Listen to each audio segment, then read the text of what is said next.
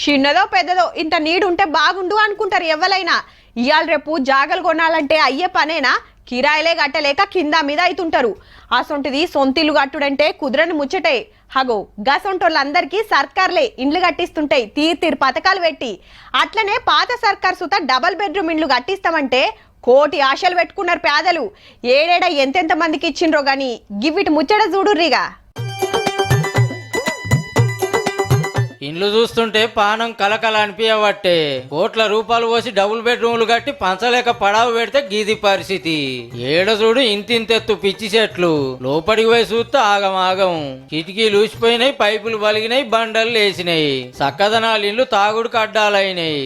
అసాంఘిక కార్యకలాపాలకు కూడా ఇక్కడ ఒక అడ్డగా, మందుబాబులకు అడ్డా కేంద్రంగా కూడా మారింది. కంప్లీట్ అయిన డబుల్ బెడ్రూమ్లలో కూడా కొన్ని అద్దాలు పలిగిపోయినాయి.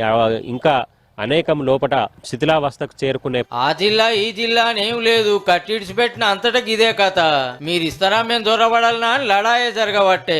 పాత గవర్నమెంట్ వాళ్ళు గొప్పగా చెప్పి కొన్నే కడితే మాకని గరీబులంతా అడిగే వరకు ఎవరికి ఇయ్యాలనో తెలియక పడావు పెట్టిండ్రు. ఇండ్ల పేరు మీద దందాలు కూడా నడిచినాయి. రెవెన్యూ అధికారికి ఒక ఇంటికి 4 లక్షలు 3 లక్షలు వసూలు చేసి ఇచ్చిరని చెప్పేసి ఒక అతను బాధితుడు లబోదివాది. వాస్తవం కాదా? ఒక ఎంక్వైరీ విచారణ కమిటీ దాన్ని తేల్చాల్సిన అవసరం ఉంది. ఇక పంచినీళ్లు చూడు ఎంత చక్కగా ఉన్నాయో. గట్టిగా ఆనబడని అంటూ ఉత్తగానే చెత్తూరుస్తుంది. సౌలతులే చక్కగా లేవు. ఈ బురద తోవల నడిస్తేనే ఇండ్లకు చేరేది. బండ్లు పోవన్నా మా ఆయన ఒకసారి పడ్డాడు. ఇంకా చాలా ఆటోలు పడ్డాయి. చాలా మంది పిల్లల్ని వేసుకొని పోయి కూడా కింద పడిపోయారు. ఎవరైనా ఇల్లు కట్టుకోవాలన్నా ప్లాట్ కొనుక్కోవాలన్నా ముందు దారి అనేది చూసుకుంటారు. ఇక్కడ మాత్రం దారి అనేది లేకుండా ఇల్లు కట్టి మిమ్మల్ని ఎడారిలో వదిలిపెట్టారు. ఆ సర్కార్ పనితనం గట్లుంది. మరి ఇళ్ల సంగతి ఏందంటారా? ఖుద్దు అసెంబ్లీలోనే చెప్పిండ్రు ఏం చేయబోయేది. 2 పడక గదుల ఇళ్ల పథకం కింద పూర్తయిన ఇళ్లను త్వరలోనే కేటాయిస్తాం.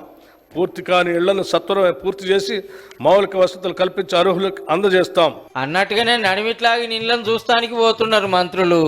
ఇంజనీర్లకి కాంట్రాక్టర్ కి నేను హెచ్చరిస్తున్నా, ఈ స్పీడ్ లో వర్క్ జరిగితే మాత్రం మరి ప్రభుత్వం నుంచి కఠిన చర్యలు తప్పవని చెప్పి కూడా వాళ్ళకి హెచ్చరిస్తున్నా. ఇంకా వర్క్ స్పీడ్ అందుకోవాలి. జనవరి లోపల పూర్తి చేస్తామని.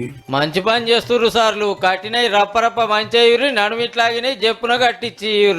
ఇక అప్పుడు ఇండ్ల కిరాయిలు కట్టలేక అరిగోసపడుతున్న గరీబులంతా మిమ్మల్నే యాద్ చేస్తారు.